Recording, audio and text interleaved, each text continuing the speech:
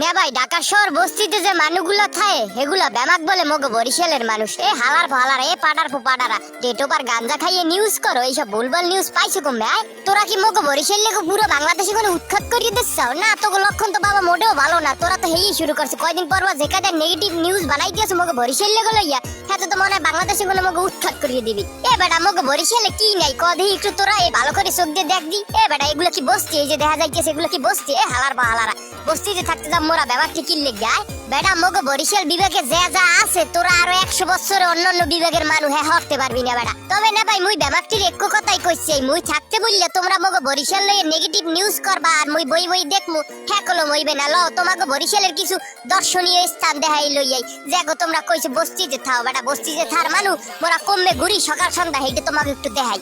এই যে গুট্টে মসজিদ একমাত্র হাঙ্গা বাংলাদেশের মধ্যে মগো বরিশালেই একখান আছে, আর কোনো আনে আছে এরকম মসজিদ এত সুন্দর ডেকোরেশন পুরো এশিয়ার মধ্যে মগো এই মসজিদের নাম কোনো বিস্তৃত ব্যাপক মানুষ চেনে। আর কিল্লে গেছে নে কইতে পারেন কারণ একদম মগো বরিশালে অবস্থিত। মগো বরিশালের মধ্যে যা আছে সবই ফেমাস, হালান্য কোনো জিনিস নেই। আর বরিশাল মানেই ব্র্যান্ড, হাতে তোমরা মগো যত খয়রাতি কও আর যতই বস্তিতে থাই কও না কেন কোনো কাম হইবে না। ব্র্যান্ড নামের যে ট্যাগ বরিশালের ওরমা তোমরা ভাঙতে পারবা না এই জন্মে। আর আমনে মগো গুট্টে মসজিদ আইলে এখানে পাইবেন গুট্টের নাম করা সন্দেশ, এক নামে যাচ্ছে না, একবার খাইলে বারবার খাইতে হইবে।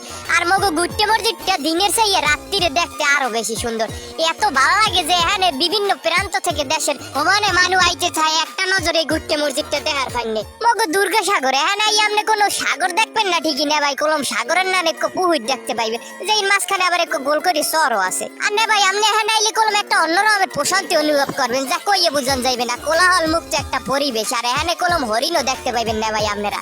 এক গইলে মগো বরিশাল শিশু পার্ক, নামে শিশু পার্ক হইলো কামে ডাঙ্গর মাইশের পার্ক, কারণ এটার মধ্যে ডাঙ্গর মানুষ বেশি থাকে। এই শিশু পার্কের মধ্যে অনেক সুন্দর সুন্দর জিনিসপত্র আছে কলম, এত সুন্দর সুন্দর দৃশ্য আর রাইডের তো কোনো শেষ নাই। বুড়াগারা হোমানে একগুথু যোগ্য লইয়া টানি বেনি করতে পারবে। মগো বরিশাল বিশ্ববিদ্যালয় রাঙ্গা দালানের মধ্যে এত সুন্দর ডেকোরেশন দেখেন দি প্রাকৃতিক দৃশ্যটা, এটা বিশ্ববিদ্যালয় না কোনো পার্ক, হেই আপনি ভুলে যাইবেন এত সুন্দর দৃশ্য দেখতে। আপনার মন চাই দেখেন এই কতক্ষণ বইয়ে থাকতে এই দৃশ্য দেখেন, কারণ এইসব দৃশ্য তো আর নেত্য চাইলেও দেখতে পারবেন না। বরিশাল লঞ্চ ঘাট যেন লঞ্চ তা একটা নদীর মধ্যে ভাসে রয়েছে বিশাল বিশাল টাইটানিক জাহাজ।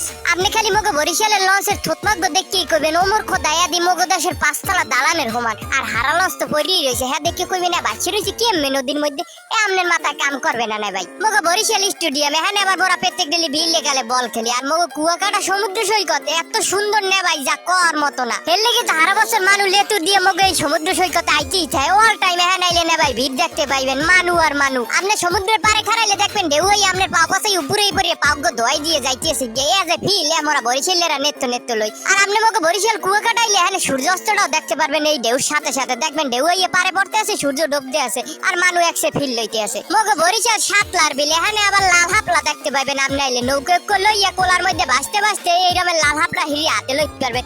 এত সুন্দর মনোরম দৃশ্য দেখতে না ভাই বেমালা জায়গায় যে মানুষজন আয়, আপনারা যারা সমালোচনা করেন মগো হেরাও কলম আয় দেখতে, এরপরও জানি না কি লেগে মানে মগো লইয়া এত সমালোচনা করে। মগো বরিশাল বাসমান গইয়ের বাজার এখানে আইলে দেখবেন না ভাই নৌকা ভরিয়ে গইয়ে লইয়া বইয়ে রয়েছে নদীর মধ্যে ভাসছে এত সুন্দর দৃশ্য না ভাই দেখতে কলম একসের ভাল লাগে।